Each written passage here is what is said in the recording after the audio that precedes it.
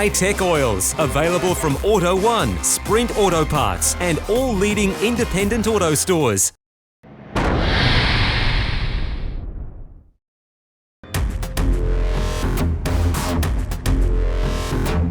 Goulburn's Wakefield Park, 2 hours southwest of Sydney and an hour north of Canberra.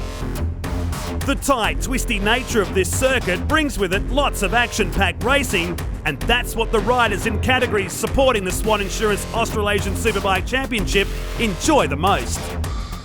In Formula Oz, expat Irishman Paul Byrne still dominates, but he's now facing stiff opposition from Bo Beaton and his extremely quick Ducati Panigale. Beaton is also contesting the wildly exotic Pro Twins, Naked Bikes and Formula Extreme on the unique Irvin Vincent Daytona 1600 and is hunting down series leader Chris Keane. And in the Kawasaki Ninja Cup, maturity and experience still lead the way, with Paul Young ready to fend off the hungry pack of up-and-coming young guns vying for the top prize. It's the business end of the season and things are starting to get very serious.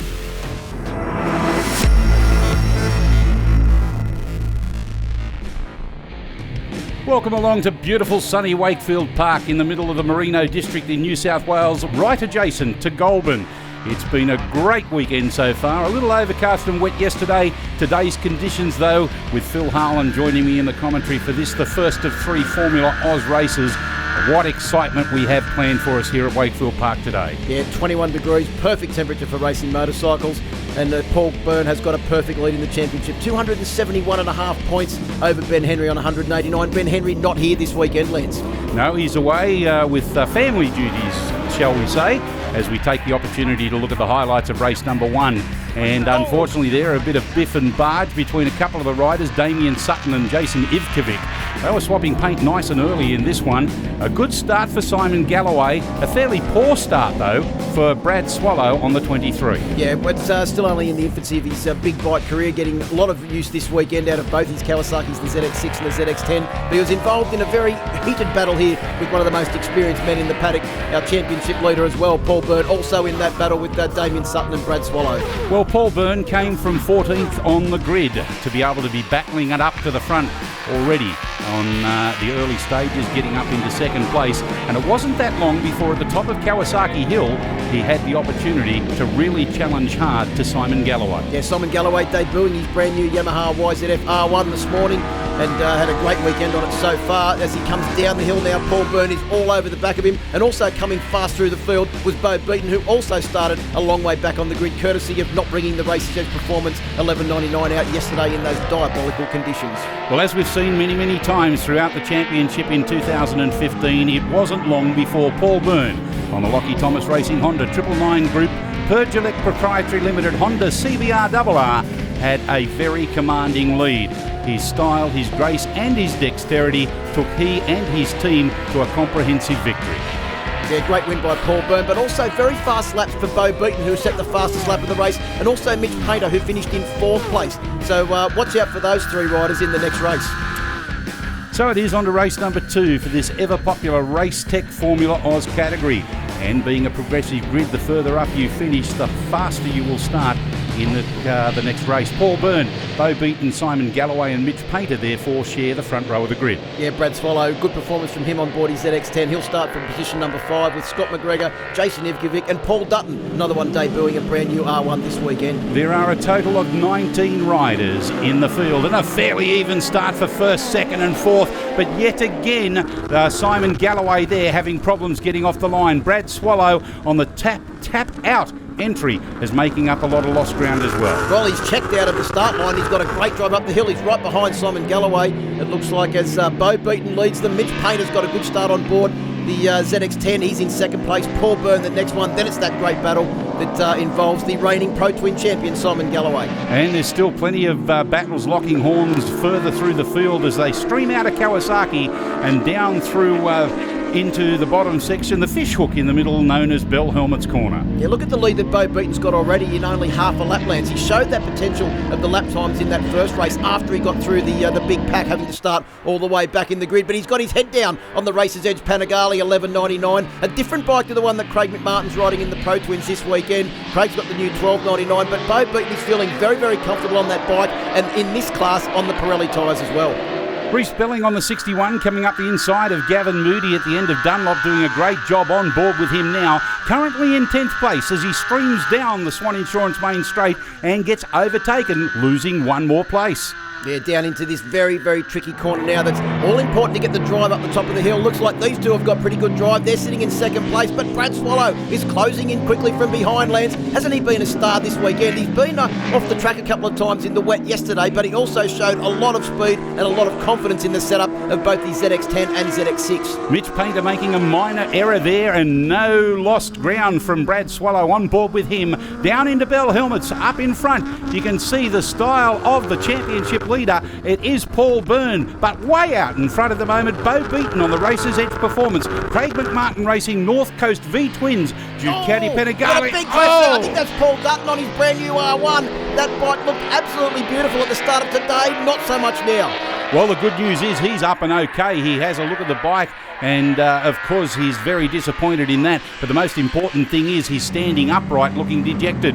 Let's have a look at that start again, and look how far behind the number 46 of Simon Galloway was from the start there. He missed that by the proverbial country mile. Yeah, I spoke to him yesterday, Lance. He said he's still trying to find out the intricacies of getting the R1, the new brand new R1 off the line, and looks like he still hasn't got that sorted as we see Paul Dutton go down in the background, and that is an unfortunate way to end the debut of this brand new R1. And in the shed down there with Simon Galloway, I don't think there's going to be many parts he can pitch to get that bike back out there in race number 3. Well, ironically, he's sponsored by Ultra Spray, and what an Ultra Spray it was when he came off. Looks like it might be needing a new Ultra Spray as well as we look at Mitch Painter working his way down the bottom of the hill to the Bell Helmet's Corner. Hasn't he been working extremely hard on his fitness this year in the gym, spending a lot of time with his personal trainer, and he's looking fit and he's getting better results than he has done, so much faster than what we were at the same track here last year when he was running in the Superbike class, and it's given him a massive dose of confidence. Looking on board with Brad Swallow as he comes down into the final corner. Oh! Comes down! He certainly has. Unfortunately lost the front end there. He's limping away. You can see the onboard camera grabbing him. He's obviously corked his thigh and hurt his leg there, but at least he's walking away from it all, coming over to the camera. I don't think he'll have enough strength to be able to kick the bike, but I'm sure that's what he feels like doing. As the rest of the field streams through, we can see Brad Swallow stricken on the outside of the final corner. Hasn't that corner caught a lot of people out this weekend? It's very bumpy on the entry and it's a very tricky corner. We look now at Jason Ivkovic making his way up the Iphone Hill towards the top end of the circuit on board the Suzuki GSXR, having once again a good consistent ride, sitting back there well inside the top 10. Here's a replay now on board with Brad Swallow coming down into this final corner. Just tips it in and just momentarily, that's all it took, was just that little bit of lapse of concentration, a little bit of too much lean angle, and next thing you know, the front end's gone. Yeah, I think he might have been on the brakes pretty hard trying to get the big ZX10 pulled up. But here's our race leader, Bo Beaton. Final lap of the race. He's set 2 laps in the 59-second bracket on laps 2 and 3, Lance. The man is on fire on board the North Coast V-Twins Racer's Edge Panigale. So is a man behind him, just getting around the outside of John Chiotti there, doing a fantastic job, the South Australian, to get out of the road of the racing line of the race leader and indeed second place. But here he comes, Bo Beaton, down Dunlop Straight into the final corner, being hard chased by Paul Byrne, but he's not going to be able to do it. It will be the Racer's Edge Performance Ducati Panigale of Bo Beaton that takes out race number 2 in the Racetech Formula Oz class. Yeah, great ride for Paul Byrne in second place. Coming across the line in third should be Mitch Painter, waiting for him to come up the Swan Insurance straight now. There he goes on board bike number 77. Great ride from those 3. They'll be on the podium. We'll hear from them shortly. But Simon Galloway, once again consistent, takes out 4th position and improves his championship position as well. Yeah, look, I wouldn't be here without Craig McMartin and the Racer's Edge team. They put in such a great effort, and it's great to congratulate them with a race win from start to finish. You know, we got off the line pretty good, and it was we done our best lap of the weekend, but I think we've still got a bit more in us. You know, we're slowly working on the bike and just making changes here or there. On to race number 3 for the Racetech Formula Oz class. Race 1 taken out by Paul Byrne comprehensively. Likewise, answering in the best possible way was Bo Beaton, taking race number 2. The starting order is the finishing order for race 2. We see Bo Beaton, Paul Byrne, Mitch Painter and Simon Galloway share the front row of the grid. Scott McGregor, Jason Ivkovic, Harry Boyarjinen and Gary Moody will be on row number 2. Yeah, let's hope that Simon Galloway can get that R1 off the line a little bit better than he has done in the races so far this weekend as we go on board with Brad Swallow all the way at the back of the grid, courtesy of that DNF in race number 2. Pretty even start. I think Simon Galloway's got away very well, and he could very well challenge for the lead as we go down into turn number 2. No, it is Bo Beaton, then Simon Galloway, Paul Byrne and Mitch Painter, probably the big loser from the front row of the grid, back to 4th place, Lance. Some of those riders were certainly swapping leather brands and paint just like that between Simon Galloway and Paul Byrne early on out of the start line. Mitch Painter right up onto the rear cowling, still battling throughout the entire field as they head up to Kawasaki for the first of 7 laps. Did you see the amount of movement from the back end of Paul Byrne's LTR Honda at the top of the hill there? It was all over the show. The Irishman, well now Australian, did very well to try and maintain control as we go down to the bottom of the Bell Helmets fishhook. This corner is very, very tricky. Some of the classes you even need a gear change in the middle of that corner as well. Oh, as we're on board with Reece Belling, we see a great overtaking opportunity right in front. A little bit of movement from the rear end of that motorcycle as well. Reece Belling there giving us a graphic example of the drive out of Dunlop and down that straight into the final turn. But look at the lead that Bo Beaton has already on the Racer's Edge Penigala, ahead of the LTR Honda of Paul Byrne in 2nd place. Mitch Painter doing a great job on the A1 Race Paint Kawasaki, and Brad Swallow making up a lot of ground after a fairly indignant sort of a start. I'll tell you what was impressive then was the body language being used by Bo Beaton as he manhandled that big Panigale 1199 onto the start-finish straight. You can see there, is that Mitch Painter going up the inside of Simon Galloway? Well, there's a young man that's only in his 2nd year of racing a 1000cc motorcycle, and a man with more experience than, a lot of the other competitors in this field have actually got. 3 times Pro Twin champion, but on board back again now with Brad Swallow. He's taking the wide line down into the Bell Helmets fishhook. It looks like it's worked for him so far. He's ridden around the outside. Brad Swallow, you wouldn't have think he crashed in that last race with the amount of confidence he just showed into there. Let's have a look at the replay on board with Brad Swallow as we head right against the edge of the concrete wall on the inside or the left-hand side. You can see a lot of riders there trying to swoop across to get straighten out turns 1 and 2 together, and that sort of caught him out a little bit on the outside. A good start there from our race leader, Bo Beaton, whilst you saw Scott McGregor there rubbing horns next to him. Well, speaking of Scott McGregor, there he is on camera at the moment on bike number 74, putting in a good ride. The 42 there of Jason Ivkovic doing a good job on the Ivco Racing Suzuki GSXR. Look at this. Look at the body language of Bo Beaton. The bike's starting to move around. He looks very comfortable on the bike, though, with it moving around. He'll move his body around. You can see it on the inside there as he tries to steer the bike. Massive amounts of grunt. He's already clocked off a 59-second lap in this race on the 2nd lap of this Wakefield Park circuit. 1/10 of a second off what he did in that first race.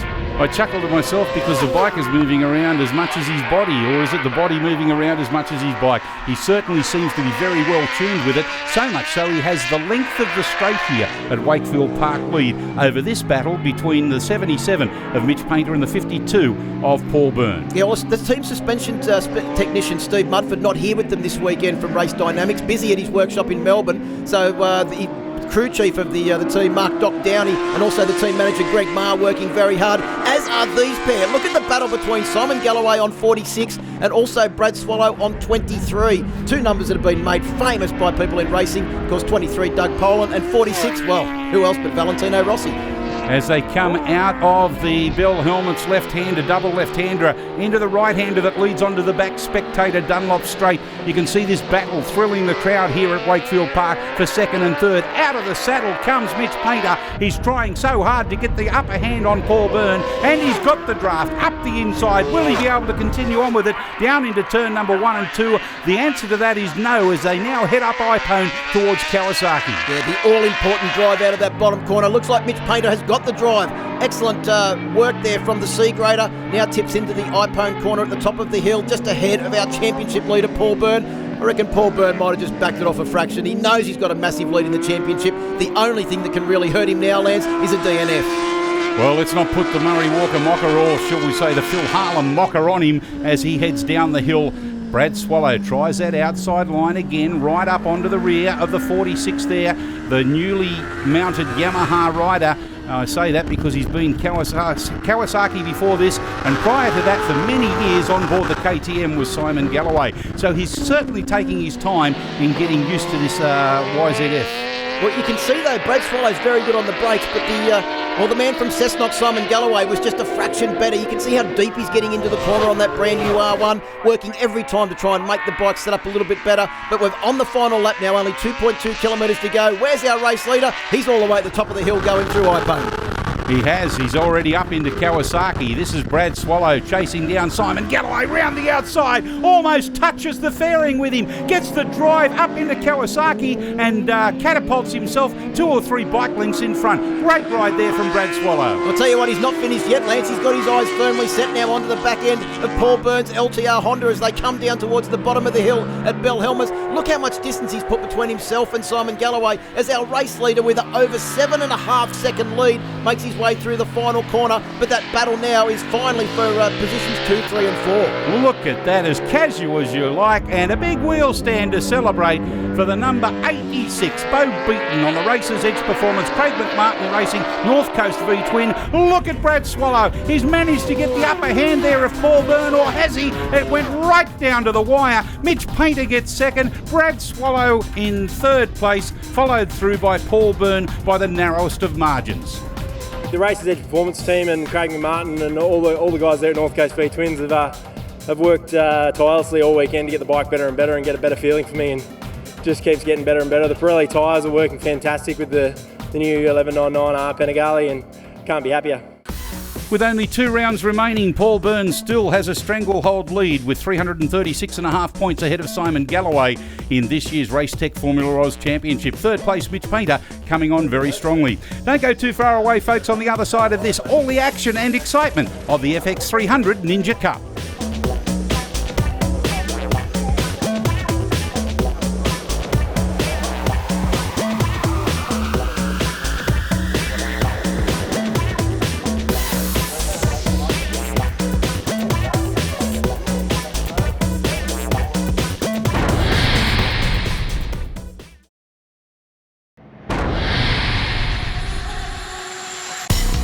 Although the Swan Insurance Australasian Superbike Championship is fast approaching the end of an already action-packed season, the teams and riders are continuing their high level of professionalism with the Australian Motorcycle News Best Presented Bike Award. For round 5, the top 3 were SA Kawasaki BC Performance's Jimmy Broadbent from the Kawasaki Ninja Cup and 2 frontrunners from the YRD Supersports, Landbridge Transport's Michael Knight and Race Centre's Jay Precipio and Callum Alderson.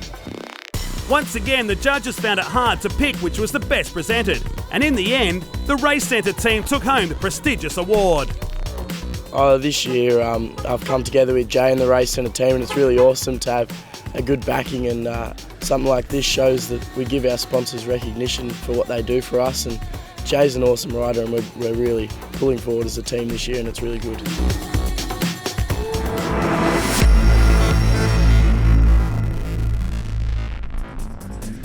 Well, we're certainly glad that you could stick around. This is part and parcel of the 5th round of the Swan Insurance Australasian Superbike Championship in 2015. Coming up next is the Kawasaki Insurance's FX300 Ninja Cup, and whilst it's had its critics in the early stages, as the championship points will prove, it's been a very close and exciting competition, Phil. Yeah, no one can be very critical of this class. Lance has provided close racing, and look at the championship, 2 points between Paul Young, our championship leader, and young Jack Dawes, one of our under-20 riders, sitting there in second place. Tony Jones well and truly in the mix as well, and all 3 of those riders have been, well, regular stalwarts on the podium in 2015. Cast our minds back 12 months ago at the last round at Sydney Motorsport Park, and what did we have? 0.003 of a second to determine the championship. Yeah, and it looks like it's going to be exactly the same this year, although Paul Young has been the class act. That DNF in the last round really hurt him, as Tony Jones lines up on pole on board bike number 312. Then it's Robbie Menzies, the man being mentored by 3-time Superbike World Champion Troy Bayliss. Ryan Masri, who really has emerged as a star of this class this weekend with excellent performances yesterday. Doing a great job, all 4 of them there, jumping off the start, a little bit scattered, if you like. But no harm, no foul, down into turn number 1, on board with Jack Dawes. He's currently in about 10th placing at the moment, but he won't stay there for that long because they chop and swap so quickly in this class of racing. Yeah, a couple of disappointing rides for Jack yesterday in those tricky conditions. That's why he's starting so far back on the grid. But look at this massive field of riders stream their way up the hill. And look at the 300 machine of Jeff Ware, our leading FOB rider yesterday, looking to repeat that performance today in the dry to prove it was no fluke, and only because of the rain yesterday that he did so well. A very poor start there from Paul Young, but now he's up into about 4th or 5th placing. He might have Young as his name, but certainly not young in heart, not young in nature, and certainly not young in experience. Here he comes down through Bell Helmets there in 4th placing. Look for him to move through the pack. You could almost see the steely glare of Paul Young as they made their way through the Bell Helmets corner with the clear visor he's got on board that Bell Helmet as he makes his way up towards the back of the circuit, on board with Jeff Ware, ringing the absolute throttle to the stop on the Kawasaki Motor Finance entry bike number 300, and guest rider again for the second round in a row for Jeff Ware. Ryan Masri it is that leads him at the end of lap 1, though. 7 laps scheduled here at Wakefield Park, doing a fantastic job as young Ryan Masri on board the 307 entry, the Aitkins Bike and Power Express Transport Ipone Oils Kawasaki Ninja. Yeah, I think that was his dad Jim Masri doing cartwheels along the pit wall as he made his way down there on the completion of this first lap. On board now with Jason Martin, another one of the very fast Cube Racing riders out of the Cube Racing stable up there in Queensland. Ben Henry and his team have done a great job as Paul Young comes sliding up the inside. A great opportunity now to have a look at the veteran who really knows how to wring the neck of one of these Ninja 300s. Did you see the body language of Paul Young there? Up over the tank, making sure he can get all of the body weight he can on that steering of the Kawasaki Ninja Cup to try and get the drive out of the corner. Down through Bell, they'll be negotiating the right-hander that leads on to the Dunlop back straight very shortly, as too will these two, battling it out mid-pack as they head through the right-hander. It's Ryan Masri now doing the defending. Paul Young up the inside, tries to poke his nose there, can't get away with it. Masri, the more classic style, he heads them down the Swan Insurance main straight yet again. Yeah, but you see how far back Paul Young came up onto the back of Ryan Masri there as they got down into the final corner, the Race Tech suspension corner. On board now as we go down the straight is that Young up the inside of Ryan Masri. Perfect use of the slipstream. Masri tries to come back on the brakes as they go through turn 2 and then drive hard up the hill. This hill would seem like forever to the top of Ipone on the Ninja 300. Yes, Ryan Masri tried very hard there to do the switchback. Paul Young said, you young whippersnapper, you're not going to get there. He covered his tracks very well, and look at the drive that he's got there, Phil, up through Kawasaki, now heading down the hill through Berwick Leathers towards Bell Helmets corner. You can also see the two different styles that they got towards the top of Ipone there. Paul Young very elbows in, classic racing style. Ryan Masri elbows out. I reckon he might have done a little bit of motocrossing in his younger days. I think he's got a lot of his father in him there. His father, Jim, used to do legs and arms all over the place, whatever he could to try and unbalance the rider or balk him next to him. But Paul Young's got too much experience there. He heads the field down Dunlop. Actually saw them out to dinner last night, Paul Aiken and Jim Masri and Ryan. They were all smiles after a great day yesterday. The good news is that he's continuing these performances on today, and to be that close, that's one of the Cube boys. And is that Jason Martin on 387? It certainly is Jason Martin on the Cube Racing Kawasaki Ninja 300.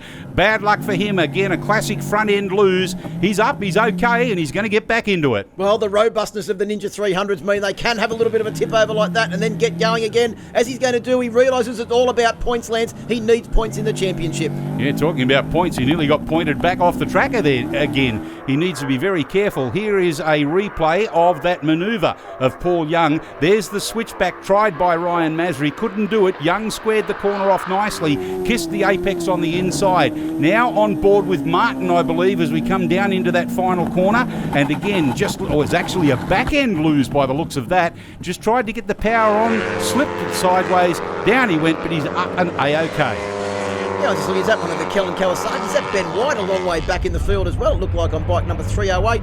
Unless he was actually putting a lap on there. No, actually, that's Robbie Menzies, the rider being mentored by Troy Bayliss, is battling with Ben White. I thought it was going to be a bit strange to see Ben White that far back.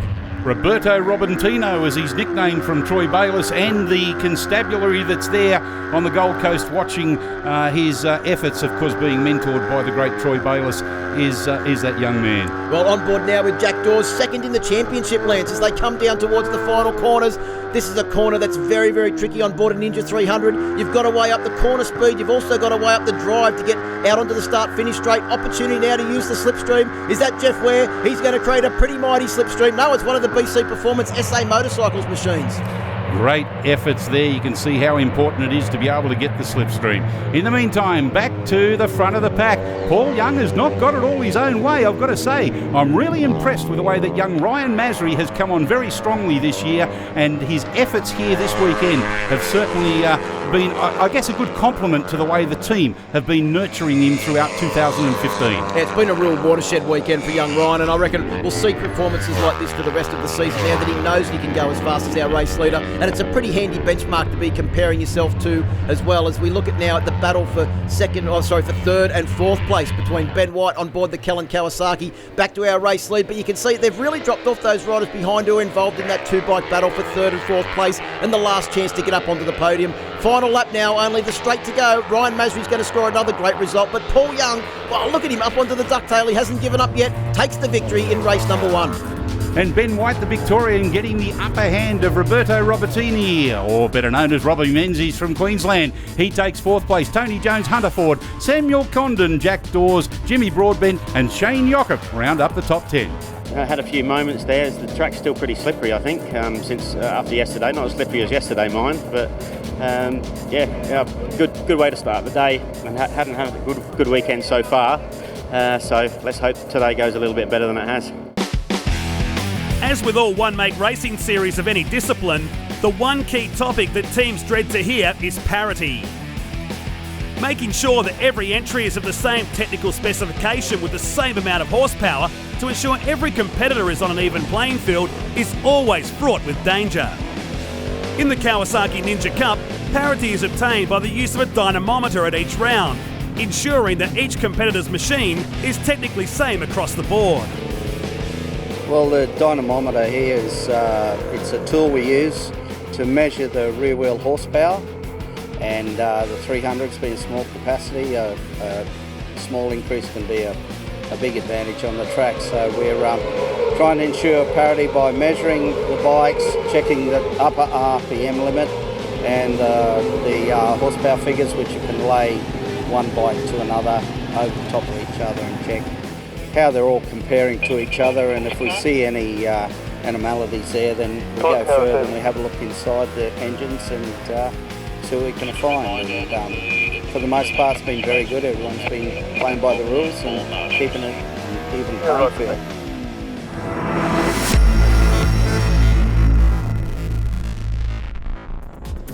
Well, Paul Young it was that showed them a clean set of hands and heels in the end in race number 1. Let's have a look at the highlights of race 2. This is, of course, the Kawasaki Insurance FX 300 Ninja Cup, and Young got a great start. Ryan Masri tried very hard up the inside but could only get into turn 1 in third place. Yeah, right up into second place though. Once again, we see one of the Cube Racing riders. They're having a great weekend. This time it's Robbie Menzies on board bike number 377. He did a great job, but Ryan Masri got the better hand of him down in Bell Helmets early on in this one, gave him the drive out of there into the right-hander, while Stuart Green on board the Mitchell family removals in the FOB class tested the limits of adhesion. Another great battle there too between Ben White on 308, Jack Dawes on 315, and Tony Jones was getting in on the act when Sam Davidson went down and caused a red flag stoppage. Medical was with him very, very quickly. You can see the forlorn LTR Kawasaki lying on its side there, and we had a restart soon after with Paul Young getting another great jump off the line on board bike number 310. It's always difficult in circumstances like this. You need to make up lost ground, and a couple of the riders certainly tried very, very hard, managed to keep it upright, thankfully, and avoided any contact at all. Two parts this race, not necessarily the race leader ends up being the race winner. As you can see, a lot of riders tried very hard indeed. A good example there of Ryan Masri trying to get the upper hand down on the inside of Bell Helmets. He lost out here because he did not get the drive that he needed, and therefore Robert Menzies managed to get in front of him. Menzies, very sideways at the end of Dunlop. Yeah, I'm not sure if Troy Bayless has been teaching him how to do that, but he was lucky to keep the bike on the tarmac as once again battles resumed in the Ninja 300 Cup. We've seen young Hunter Ford put in some great performances in season 2015. He was back at it in race number 2 as Jack Dawes had a cheeky look under his shoulder. He was almost teasing this gaggle of riders behind. A sextet all battling it out for the minor placings, but it was all Paul Young, 2 from 2. Ryan Masri in second, and in third place coming across with a big smile on his dial was young Robbie Menzies. So race 3 it is that we now contend with another 7 laps, hopefully not in 2 parts, and let's see what can happen. But Paul Young certainly will take pole position, and he'll accept that with open arms. Ryan Masri alongside him. Great efforts from both he and Robbie Menzies. Ben White also doing a good job on the Keelan Kawasaki. That's the front row of the grid. Yeah, we need to also recognise those guys back there on the second row of the grid, especially Jimmy Broadbent, who's been having a great weekend on the team machine of Paul Young, the SA Motorcycles BC Performance Kawasaki Ninja 300.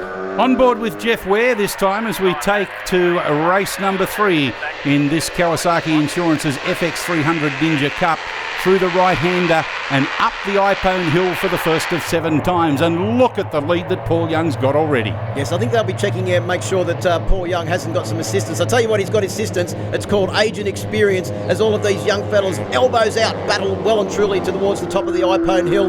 But Jeff Ware, once again, is our leading FOB rider as they make their way to the top of iPone. Jack Dawes, you mentioned earlier, he's doing a great job on the JDR Chemworks Motul All Services Motors under 20 rider. Oh, down the inside.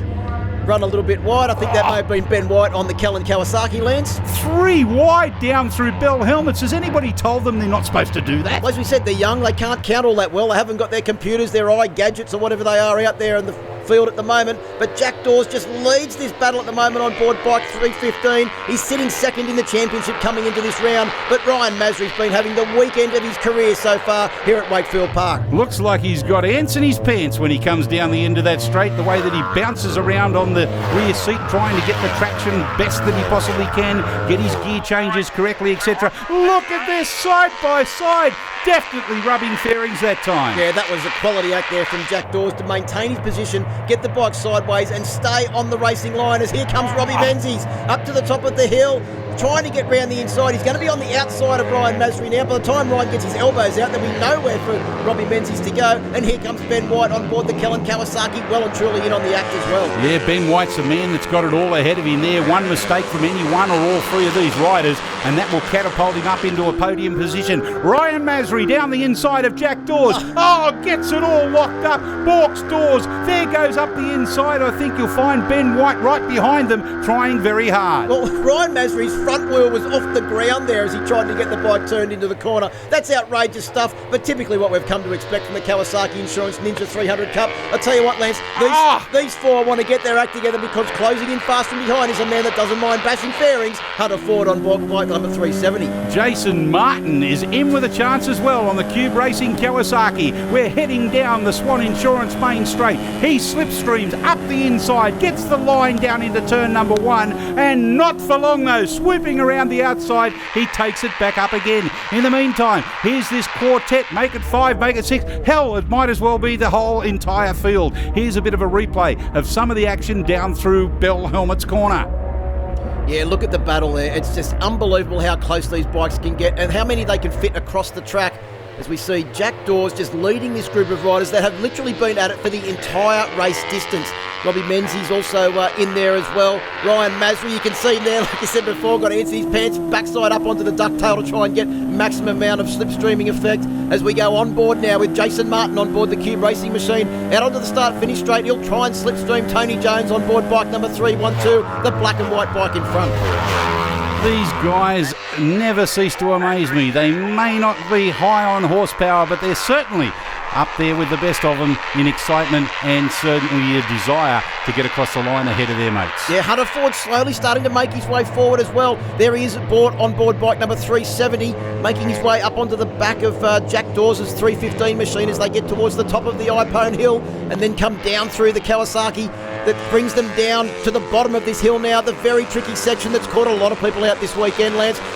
Look at the corner speed of Hunter Ford. He's going to be in a position now to have a big lunge on the brakes as we go on board with Jack Dawes at the bottom of the Bell Helmets corner. He manages to hold him out, leans the bike over, tries to get the drive now. He would be able to hear Hunter Ford right behind him as they make their way out onto the Dunlop Straight. A thrilling battle for 5th and 6th placing, but it's all about what's happening up in front. You can see it in the distance. And here comes Ryan Masri trying hard again with Ben White right behind him trying to get up into that podium position.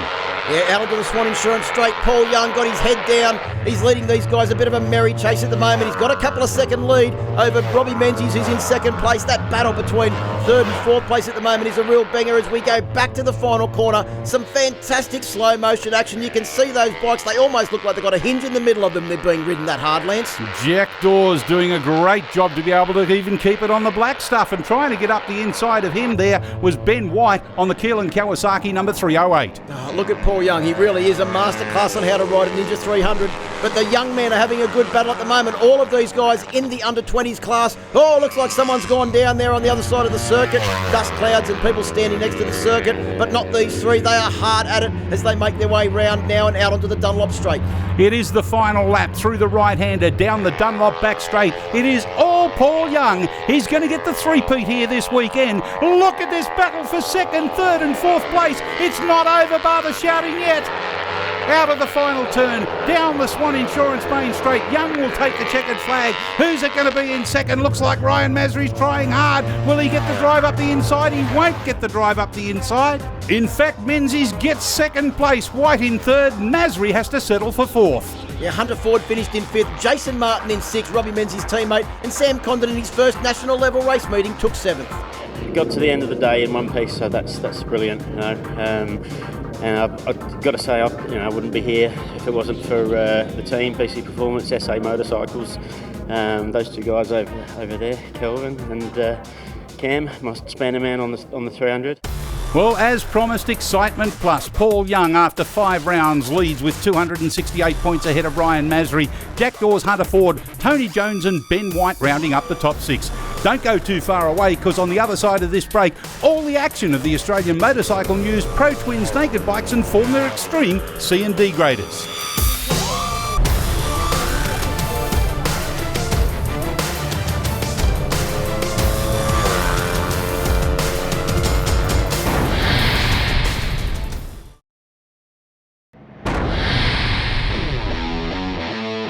Between 1928 to 1959, Vincent motorcycles were the most popular brand for motorcycle road racing worldwide.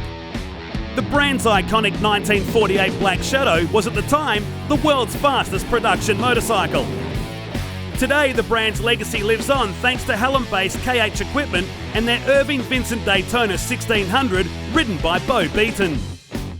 This is the first season we've been able to run it competitively, and it's been working so far so good. We've had our development issues. No one knows it's a push rod, 4-valve, air-cooled engine, so there's not too many of those things running in the world, and we're one of the very few that are actually doing it at the moment. This one's producing off the dyno here now 190 horsepower and 140 foot-pound of torque, so it's going quite well. What we do here, you can't buy anything for it, so you've got to make everything. You know, there are some proprietary items that we buy with conrods, pistons, valves and valve springs, but the rest is made in our workshop. So it's one of those things that just keeps going on, and you develop something, you get a bit more power.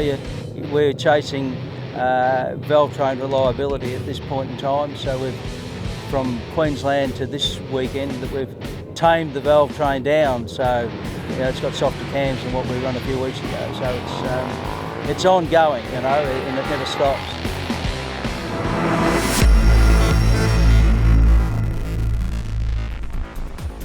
Well, we've seen plenty of action here at Wakefield Park as part and parcel of the 5th round of the Australasian Superbike Championship, and it ain't over yet, folks. We've got plenty of action coming your way now in the AMCN Pro Twins, Naked Bikes and the Formula Extreme C and D grade category. Combining these classes throughout 2015 has certainly kept the abacuses punching hard. Formula 1 and Formula 2, class leaders in the Pro Twins. Then we've got the Formula 1, 2 and 3 in the Naked Bikes. Adrian Pierpoint doing a great job. Now, the overall championship for the Pro Twins and Naked Bikes sees only 2 points separating 3 riders. And then for the Formula Extreme C and D grade, it's also a close-knit affair. Brendan McIntyre at the top of the trees in that one. So Phil Harlem, this is a class of racing that has different motorcycles, different riding techniques and different styles of riding holistically. Yeah, we've also seen a massive experience level difference between Craig McMartin, was it 9 times Australian Pro Twin champion. He'll start a little bit further back in the grid, but it's Dane Purcell, the young C and D grade rider, on board the Ballina Motorcycles Kawasaki ZX10 that will start from pole position, with Chris Keane next to him on that magnificent Aprilia RSV4. Also on an Aprilia RSV4 making a welcome return to the SWAT Insurance Australasian Superbike Championship is this man, South Australian Liam Wilkinson. He gets a great start on the inside of the second row of the grid. Yeah, that bike looks fantastic. There it is in the middle of your screen. The white, black and red Aprilia as they drive hard up the hill now. It is Purcell. Look at Craig McMartin. He has come from nowhere on the grid last to be up into second place. But then what do you expect from the 9 times Australian Pro Twin champion on board bike number 5? What are we, 4 or 5 corners into the race, up and out of Kawasaki, heading down the hill, and already is extending his lead. Is there any limit to this man's ability? Well, Craig McMartin is a man that's very determined this weekend. He doesn't have many appearances in the championship in 2015 under his belt, but he has won every race that he started, and he's looking this weekend to continue that form here at Wakefield Park. Dane Purcell poking his nose up cheekily on the inside.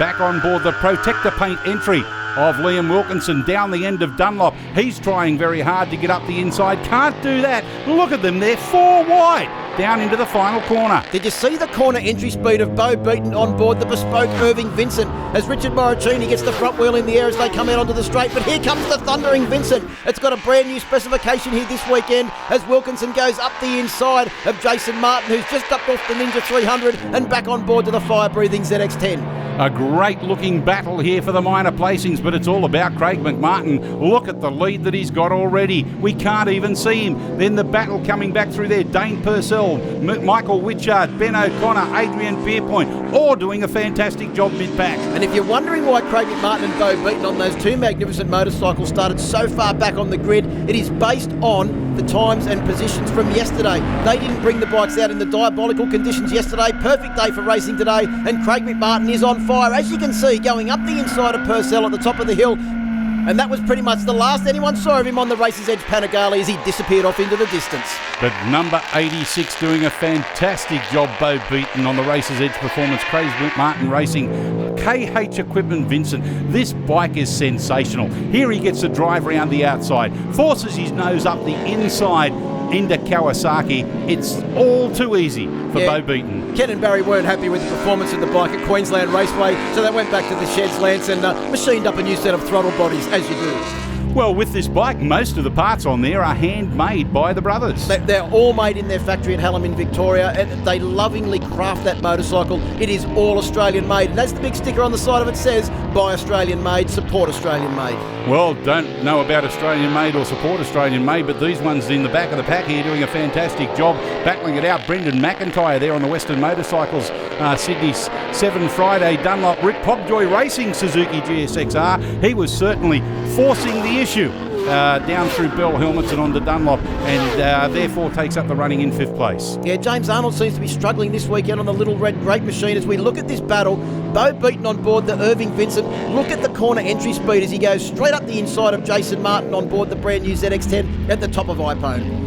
And down the bottom of the hill through Bell Helmets, doing a great job on board the 22, is Brendan McIntyre. Dane Purcell, the Queenslander, on the Ballina Motorcycles Kawasaki ZX10R, is the man that's feeling all the pressure, especially now down the end of Dunlop. Up the inside goes McIntyre. A great job there on the Ballina Motorcycles entry. Yeah, you can see he had to run a fraction wide because he came in very tight line, but the grunt of the Suzuki GSXR just punches him out onto this very short straight, and Purcell wasn't able to use the top-end advantage of the ZX10 towards the end of the straight. Well, the next man he's got set his sights on is Jason Martin, the Queenslander on the Cube Racing Kawasaki, Australian Outdoor Living, Motul Pirelli LEDA, or leader Kawasaki ZX10R. And of course, McIntyre is actually our C&D Grade Championship victor, so he'll be looking to get maximum points now over Jason Martin, who's leading that class, sitting right behind Bo Beaton on that Irving Vincent as they make their way down towards the bottom of the hill and the Bell Helmets fish hook. As good a job as McIntyre has been doing, Craig McMartin has done a better job. To coin the phrase, he's got a clean set of hands and heels, and he'll win this by the proverbial country mile. Liam Wilkinson doing a great job on the Protector Print Aprilia RSV4. Bo Beaton will finish in third place ahead of Brendan McIntyre, who is our leading C&D grade rider, with Jason Martin right on the heels of the Suzuki machine as they make their way across the line. And then it's Chris Keane, the next rider through, on board his Aprilia. Great job from everybody. Let's recap the results in race number 1. Craig McMartin, Liam Wilkinson, Bo Beaton, Brendan McIntyre, Jason Martin and Chris Keane rounds up the top 6. I can't complain. I just, really struggled a lot on Friday in qualifying, and I changed my forks from Friday, and the Racer's Edge Performance 12.99 Panigale's working so well for me today. Well, with a very dominant performance, let's see if he can do it from race number 2. Here are the highlights, and Phil Harlem, he got a fantastic start. Yeah, and starting much further up the grid in race number 2, courtesy of that excellent performance in race number 1, as was Bo Beaton on board the Irving Vincent, and they were in positions 1 and 3 as they made their way through the first lap. Beaton actually moved forward and was in second place by the completion of the first lap. Liam Wilkinson on board that Aprilia, certainly no lack of intestinal fortitude, forced his way up the inside and got a good run down the straight to be in third place mid-race. Yeah, these guys were battling for second and third place in the C&D grade category, as Brendan McIntyre, he was really taking it to the leading A graders at the front of the field, as Michael Witchard on board bike number 85 had problems and had to retire from the race.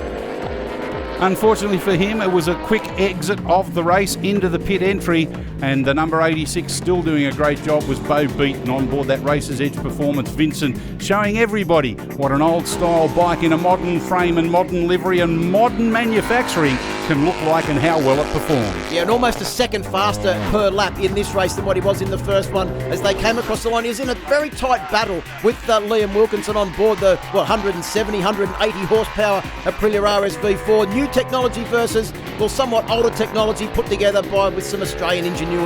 Making sure it was 2 from 2, our race winner again was Craig McMartin. Liam Wilkinson followed across the line, and Bo Beaton made sure it was third place for him for the second consecutive race. So on to race number 3, Phil, and will it be the number 5, the Ducati Panigale of Craig McMartin, that will get that 3-peat?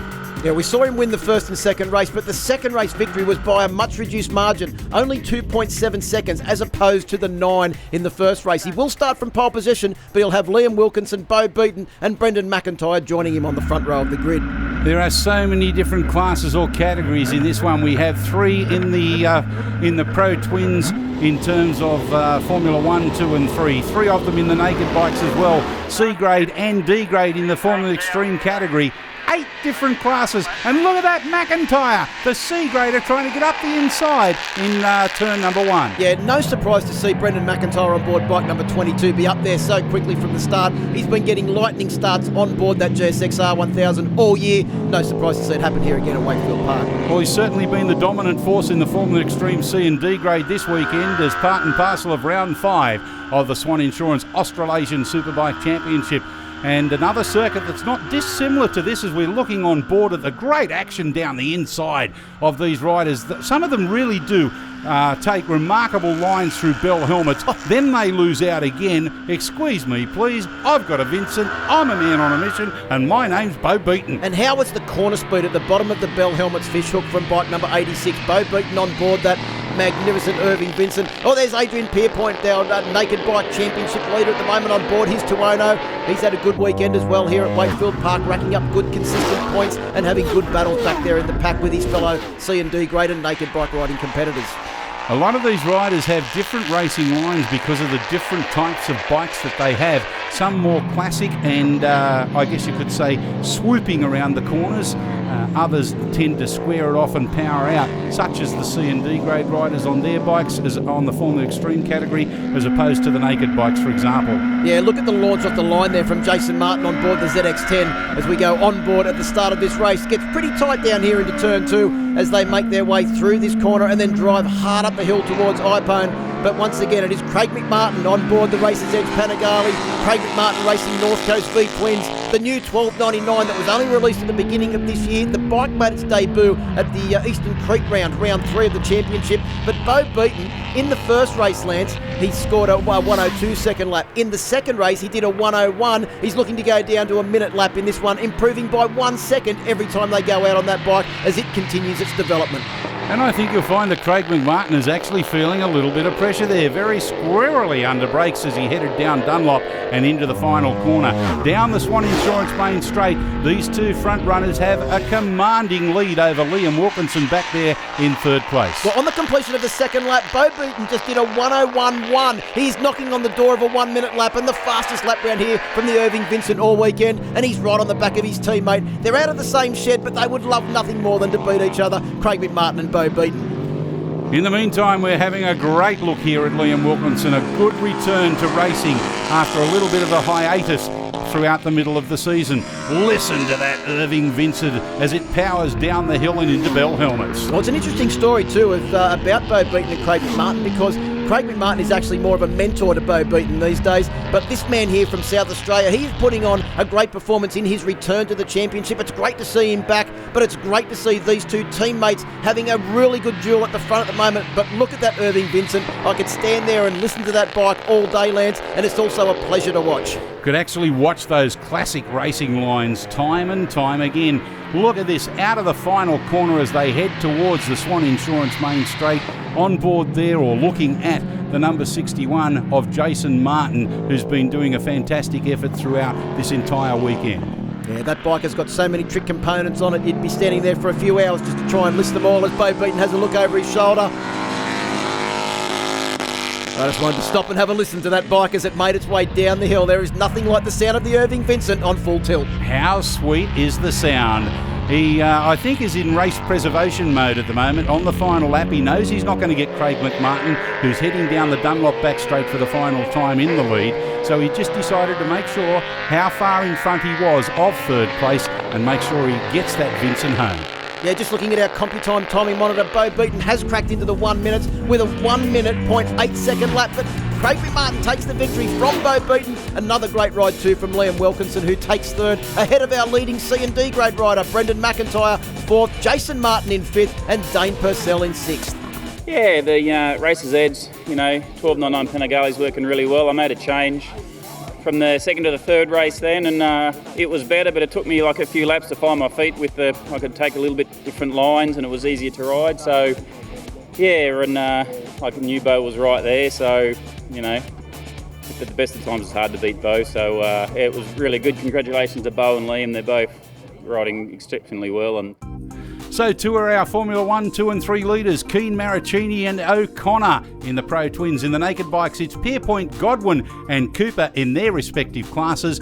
And in the overall championship, Bo Beaton extends his lead just ahead of Chris Keane. In terms of the C&D graders, Brendan McIntyre still has a commanding lead over Jason Martin. Well, we certainly thank you for your company here at Wakefield Park. This has been round 5 of the Swan Insurance Australasian Superbike Championship. Next time out, we welcome the Winton Motor Raceway, just south of the border, into Victoria's country. We look forward to your company then. Until then, on behalf of the entire team, thank you and goodbye.